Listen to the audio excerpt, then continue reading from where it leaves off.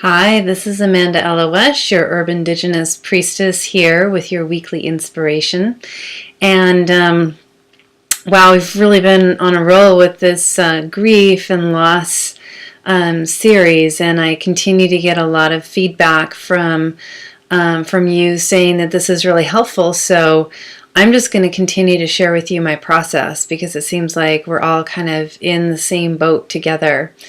And so what's come up for me this week was something that was really helpful. And I have a master's degree in counseling psychology. So what I'm about to share with you is something that's really basic for me. But even I found that it was incredibly helpful to hear this piece of information. It helped me to go easy on myself, and that is that part of the natural process of grief includes a period of depression. And the signs of depression are lacking motivation, low energy, wanting to sleep more, having a more flat affect, which means, not being more flat in the emotions, basically, not having high highs and maybe probably still low lows, but your joy level seems to be turned down. And I all of a sudden realized, oh yeah, I'm in a depression. And the funny thing is that I am such an incredible optimist, and I'm an incredibly positive person, and almost annoyingly so to some people. And and I've actually been blessed with every once in a while, for obvious reasons and sometimes for not an obvious reason, for a day or two I'll just be in a funk, and I'll realize after a little while, oh yeah, I'm having signs of depression. So the reason I say it's a blessing is because there are so many people who suffer from depression, and for many people it's a daily experience. It's 24/7, and I have very dear friends and family who deal with depression, and it helps me continually remember how fortunate I am, number one, to not have to deal with depression on a very regular basis.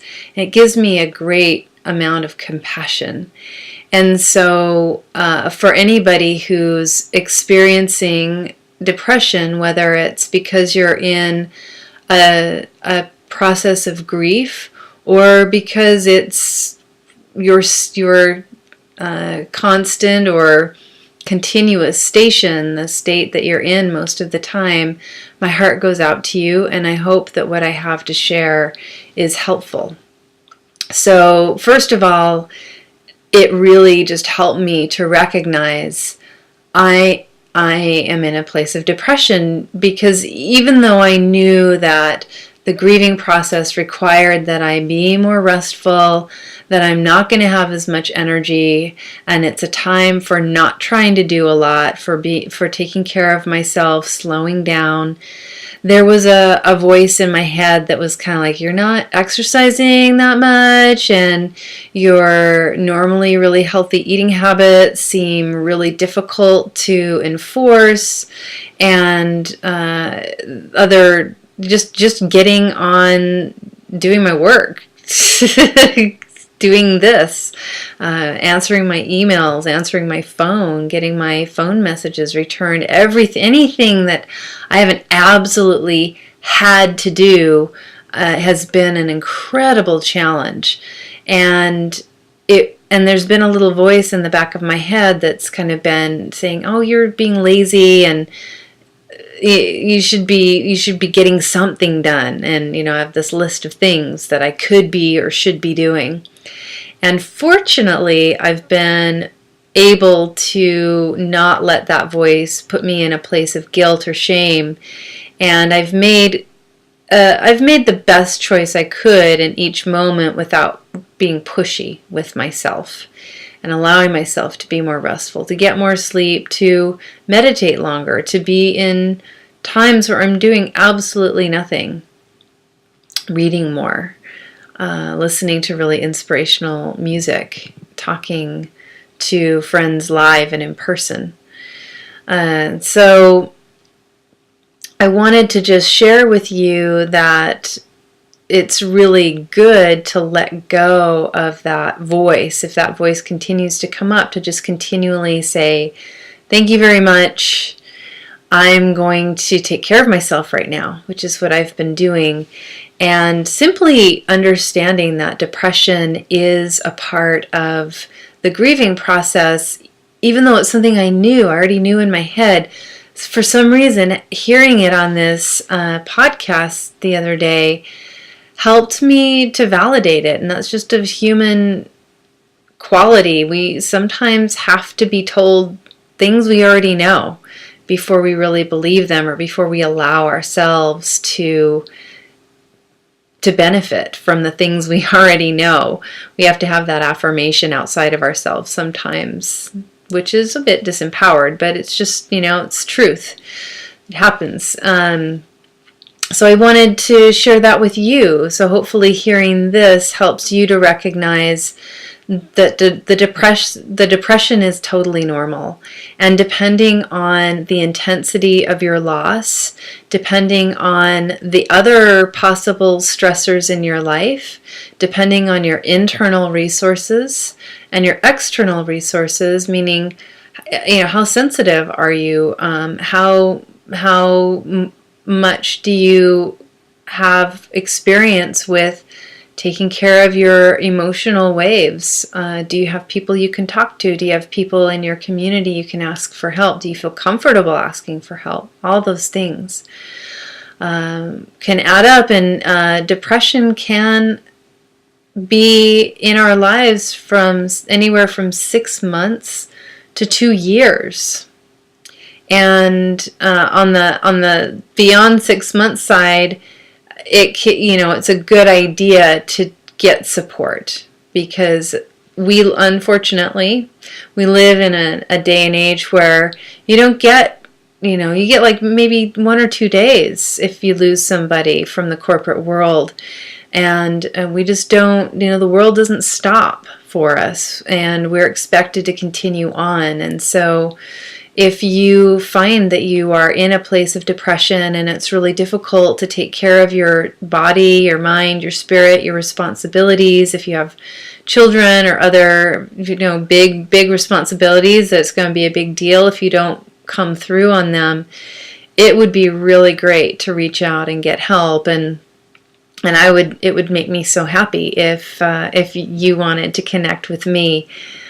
Because another piece that I wanted to share with you is that another reason I'm grateful for being able to walk through this depression right now is that even more than before, and it's more clear and more powerful, I actually have a lot of joy in my life.